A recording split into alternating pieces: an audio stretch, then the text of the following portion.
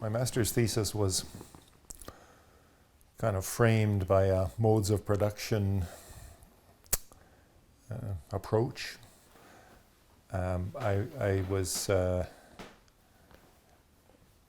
guess I would say that I was never captured by the techno-environmental determinism of Marvin Harris and one of my mentors from Regina, who I mentioned earlier, Jean-Luc Kodkiewicz. But had enough exposure to the tensions between that position and the hermeneutic and humanist side of the discipline that I felt some need to try to come to grips with that. I felt, partly through my community development work, that economy was terribly important. I knew it was important to local actors. But then so was meaning. And I really felt a need to come to a framing that would accommodate the material and the symbolic. And of course I was in good company in those times. I found the Marxian modes of production approach more appealing, in part because the idea of relations, of social relations of production, were foregrounded, and in contrast to what was, of course, disparagingly referred to at the time as vulgar materialism, for which techno-environmental determinants were privileged. But also there was this interesting development within Marxist anthropology in particular, although it was present in some other disciplines as well. An effort really to think about superstructure as not simply an epiphenomenon, but thinking about superstructure, at least the symbolic instances of social relations as integral to modes of production. So there were, of course, major thinkers of the time who were wrestling with those kinds of things. Marshall Sahlins made a kind of a transition from a more materially oriented anthropology in, for example, Stone Age economics, to trying to come directly to grips with the relationship between the symbolic, for want of a better general term, and the material, particularly in his book Culture and Practical Reason.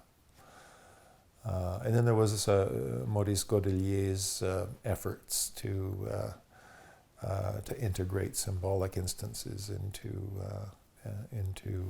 social relations, material relations. So those were influential figures at the time that I was doing my doctoral studies and doctoral research. And also realizing the tremendous importance for Cree hunters of relations with animals, communication with animals. I was kind of intrigued by some of the developments in ethology and the crossover between ethology and anthropology. the work of Tom Sebeok, for example, looking at sign behavior in other than human species. So those became ingredients in various ways in my dissertation, which I probably too grandly titled the Semiotics of Material Life. I guess in retrospect was a little dissatisfied at the extent to which I'd actually been able to achieve a melding of the semiotic and the material, but that was what I was trying to do there through my through my ethnography with Crees. I spent quite a lot of time in Cree goose hunting camps, a couple of significant stints in winter hunting camps, and became also quite involved in working with narrative. Realized fairly early, as many people do, that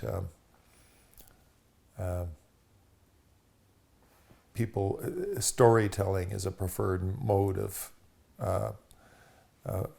not just communication, but explanation of the world. And so I asked people to tell me stories about their relations with animals, and I asked people to tell me stories about their relations with, as they glossed it, the white man, Wamshtagushio. I was, quite interested in the sort of ethnic categories that Crees employed. And so people obliged me, and I had a lot of great sessions with Cree elders, men and women, who told me stories in the sort of two main narrative registers of Cree culture. There are Atiukan, which we might translate as myth, and there is Tepadzamun, which has often been translated as history or news, but as a broad term was probably a good match is an old English term, tidings. Tepadzamun is about tidings, really, and they can be very recent, they can be yesterday, or they can be 400 years ago. But the critical difference is that the criterion for truth of Atiukan and Tepadzamun are different. Tepadzamun refer to things that have been witnessed by people in the world, by humans in the world as currently and in a secular sense, an ordinary world as currently constituted. Whereas the truth of Atiukan is that the figures of Atiukan are themselves a kind of person with agency in the world. And they have to do with broad principles and premises of being. And with explanations also about how certain relations came to be the way they are. In some instances, I didn't really understand that people were telling me the stories that I'd asked them to tell me. So when I was first reviewing, having translated and attempting to analyze some of the stories, there were these stories coming up about these figures called Bwadich. And often those stories would be told adjacent to stories about Adush, Adouche are the cannibal figures in Cree narrative tradition, and there are both mythological and historical accounts of cannibals and cannibalism and cannibalistic relations. And Botich are these kind of rogue humans, outlaws. They kind of live on the margins of Cree community. They're not as monstrous as cannibals, but they are subhuman in the sense that they don't obey the standards of civil society. They steal fish from people's nets. They abduct young women for sexual purposes. They abduct young men to enslave them. And the interesting thing about them is that I didn't realize at first, and this is why I didn't realize why people were telling me these stories, is that they were metaphors for white men. And the tip-off is that Botich have pale faces and beards. It's a very kind of intriguing thing that people were reluctant enough about in offending the white man that often elders would not make it clear that that was what these stories were about. Whereas others would joke a little bit gently about it until eventually I realized that they're actually telling me, they're giving me one account of white men.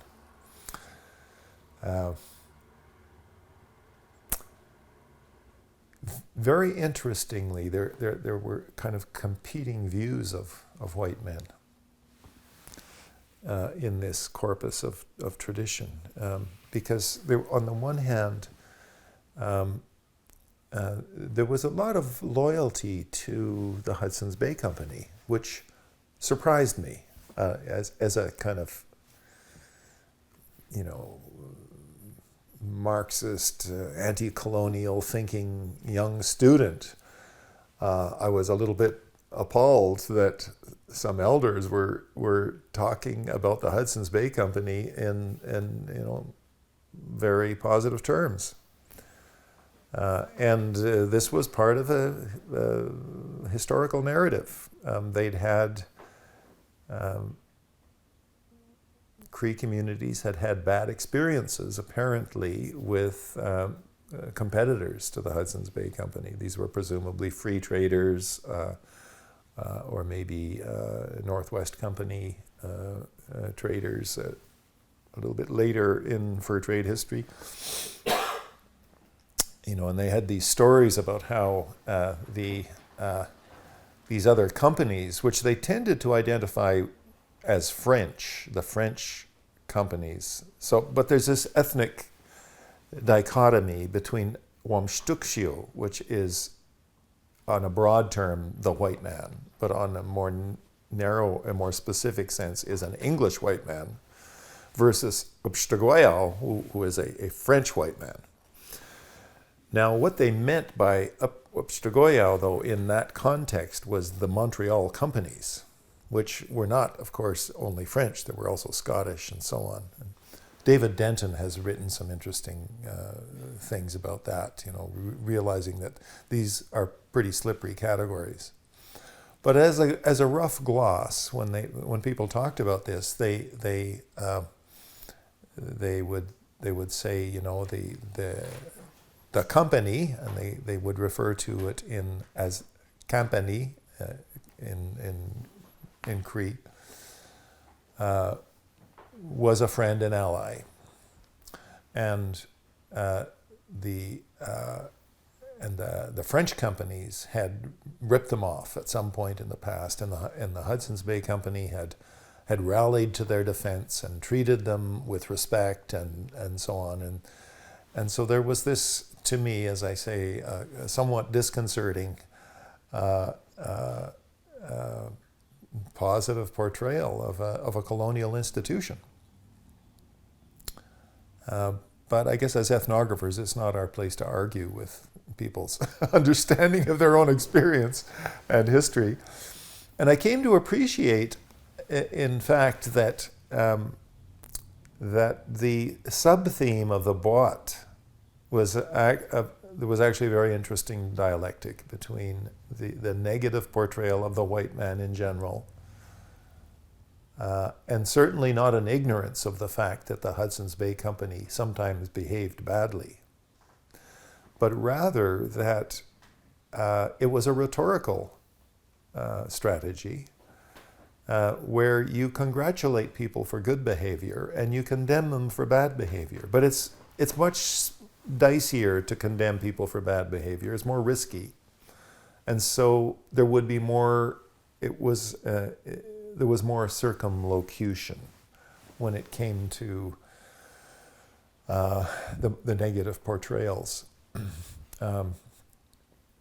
Certainly in the 1920s, 1930s, depending on which part of the Cree territory you're speaking, but at Wamingji it came in the 1930s, early 30s, or maybe the very end of the 20s.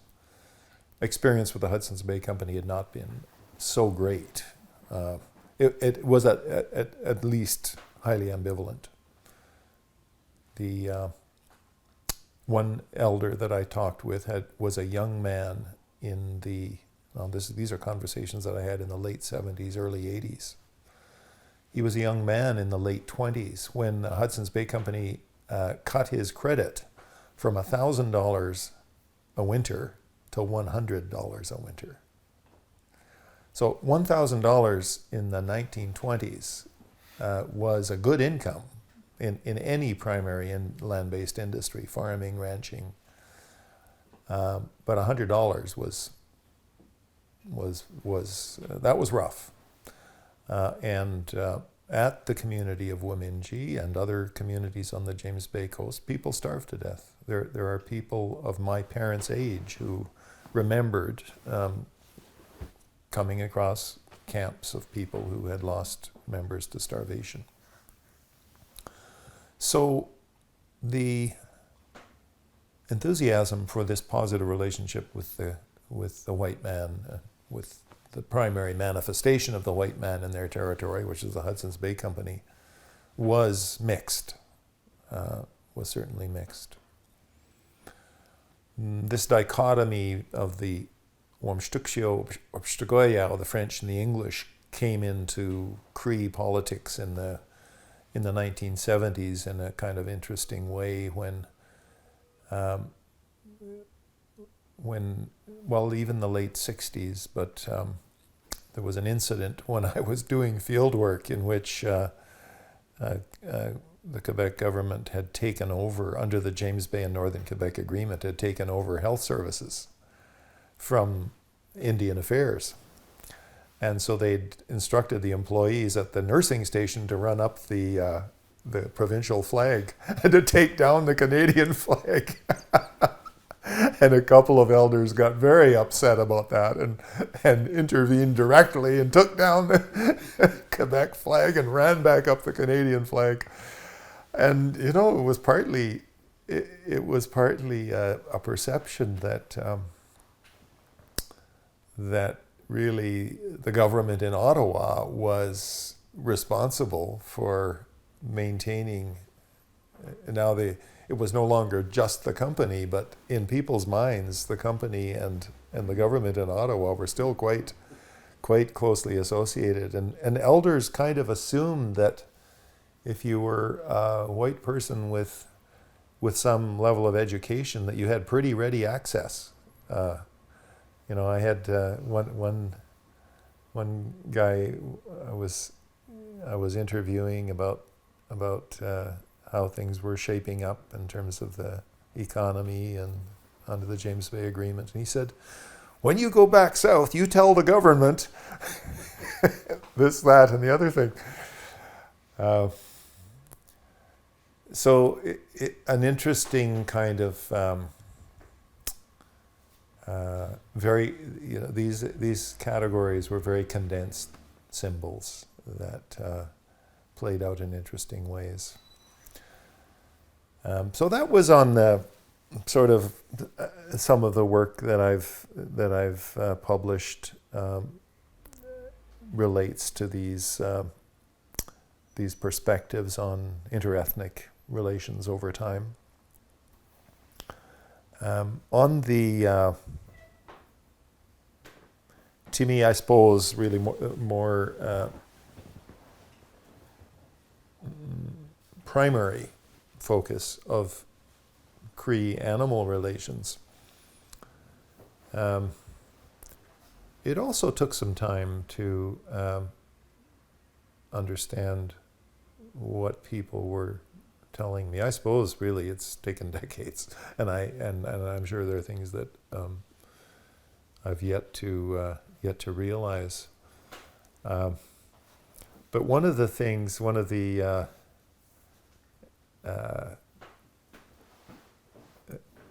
the puzzles for me for a while, as I was trying to understand some of the narrative, was the recurrence of this phrase,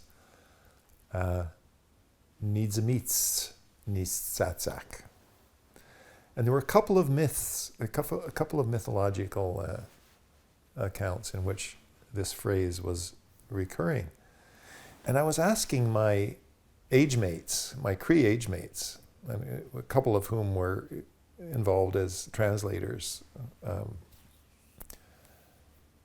what do these phrases mean? And they were having difficulty with these phrases.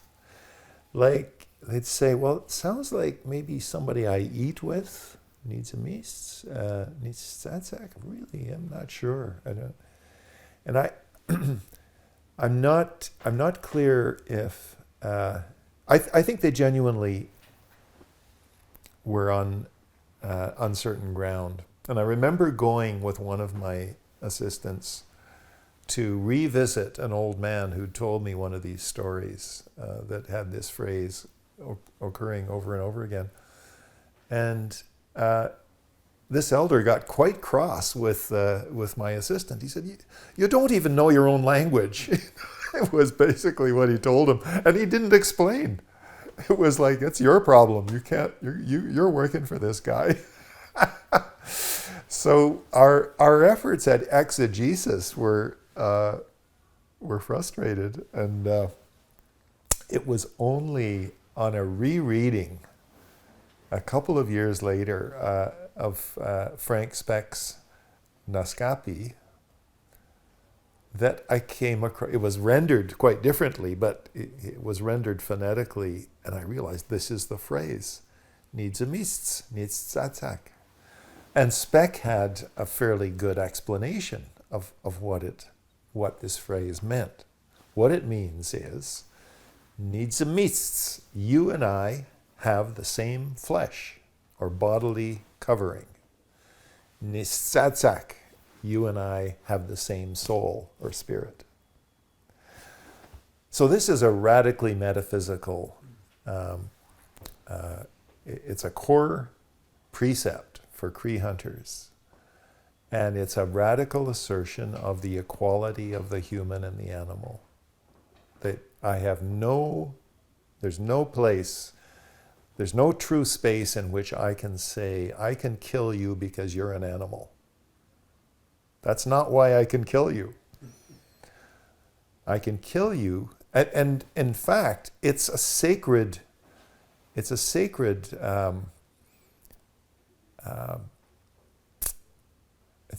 space, that exchange of lives, that can only be authorized as gift, as reciprocity.